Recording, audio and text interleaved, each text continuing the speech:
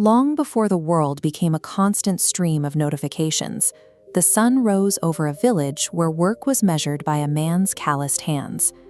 Among the villagers was a young apprentice named Ethan. He had a natural eye for symmetry and a steady hand with a blade. On the surface, he was the most gifted craftsman in the valley.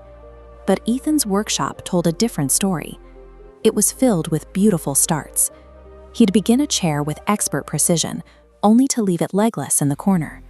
He'd plant a garden with high hopes, then watch the sprouts wither from neglect weeks later.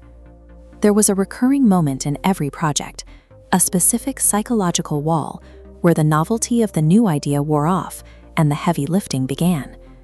Ethan viewed this resistance as a sign.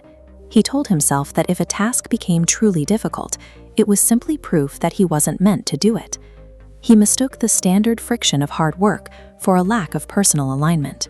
While Ethan saw himself as a man searching for his true calling, the villagers saw a tragedy.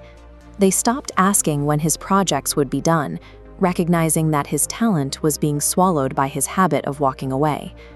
We often treat Ethan's graveyard of projects as a character flaw, but it's a universal human experience. Most of us do not lack the ability to start. We lack the stamina to survive the middle. One afternoon, Ethan walked into the workshop of Master Thomas, a man whose furniture was so well made it was passed down through generations. Ethan didn't come for an apprenticeship, he came for a secret. He wanted to know how Thomas made excellence look so easy. The old man didn't offer a lecture on wood grain or blade angles. Instead, he reached into the shadows of a back shelf and pulled out a small, dusty box. It was barely started, the carvings rough. Thomas set it in Ethan's hands. The challenge was simple. Don't start anything new. Just finish this one box. For the first 3 days, Ethan worked with a familiar fire.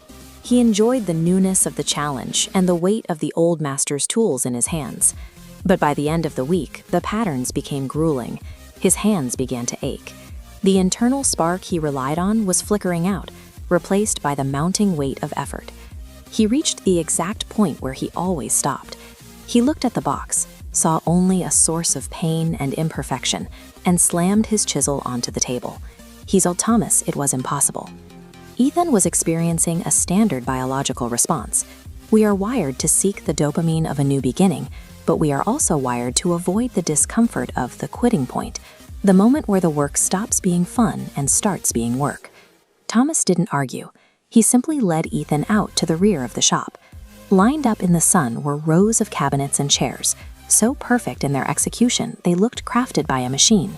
Thomas looked at his life's work and made a confession that stunned the young man. He admitted that there was a moment during the creation of every single piece in that yard where he felt exactly like Ethan did, where he wanted to smash the wood to splinters and walk away. He explained that the difference between a master and a dreamer isn't a lack of frustration. It's the decision to stay at the bench when the work becomes physically and emotionally draining. These masterpieces were simply the survivors. They were the projects that didn't get abandoned when the maker was tired or bored or convinced he was failing. Mastery, Thomas revealed, is the discipline to keep your hands moving while your mind is screaming for you to stop. The next morning, Ethan didn't wait for a feeling of inspiration. He walked back to the workshop, picked up the chisel, and sat down at the bench. He was no longer trying to enjoy the process. He was simply refusing to let the project end before he did. He replaced the search for the right path with a commitment to the current one. The weeks that followed were slow and often painful. He made mistakes, but instead of quitting, he learned how to carve around them. His frustration didn't disappear. It just became a background noise he learned to ignore. When Ethan finally set the completed box on the table, he felt a strange, quiet weight. It wasn't perfect. The grain was slightly uneven in places, and some of the lines were shallow. Thomas saw every flaw, but he smiled anyway.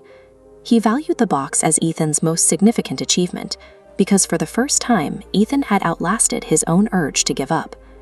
Years later, Ethan's name was known across the region. He wasn't just a man with talent anymore, he was a man who finished. He treated the act of completion like a muscle, knowing that each finished piece made the next quitting point easier to endure. We are often told to follow our passion, but passion is only the fuel for the start. Success is found by the people who stay at the workbench long after the passion has left the room. Finish what you start.